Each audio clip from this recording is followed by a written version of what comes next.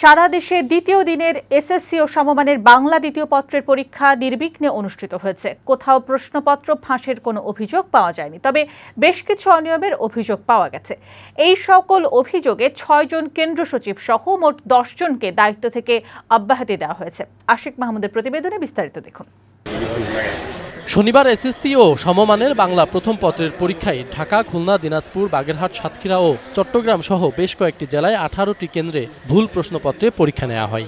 এই অভিযোগে তাৎক্ষণিকভাবে কালই 2 কেন্দ্র সচিবকে দায়িত্ব থেকে অব্যাহতি দেওয়া হয়।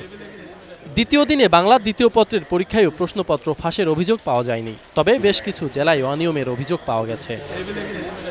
মাদারীপুরের কালকিনি উপজেলার একটি কেন্দ্রে পুরনো প্রশ্নপত্রে পরীক্ষা নেওয়া হয়। এ সময় পরীক্ষার্থীরা প্রতিবাদ করলেও কোনো সমাধান পাননি। পরীক্ষা শেষে তারা কালকিনি খাসেরহাট সড়ক অবরোধ করে বিক্ষোভ করেন। এ ঘটনায় 2 সহকারী কেন্দ্র সচিব সহ 6 জনকে অব্যাহতি দেওয়া হয়েছে। একই অভিযোগে চাঁদপুরের হবিগঞ্জে 4 কেন্দ্র সচিবকে অব্যাহতি দেওয়া হয়েছে। ভোলায় ফেসবুকে স্ট্যাটাস দেওয়ার অভিযোগে এক পরীক্ষার্থীর উত্তরপত্র নিয়ে বসিয়ে রাখার অভিযোগে বোরহানুদ্দিন উপজেলা নির্বাহী কর্মকর্তার বিরুদ্ধে সংবাদ সম্মেলন করেছেন ওই পরীক্ষার্থী ও তার পরিবার। এদিকে রাজধানীর বকশীবাজার আলিয়া মাদ্রাসা পরীক্ষা কেন্দ্র পরিদর্শন করেন শিক্ষামন্ত্রী দীপুমণি।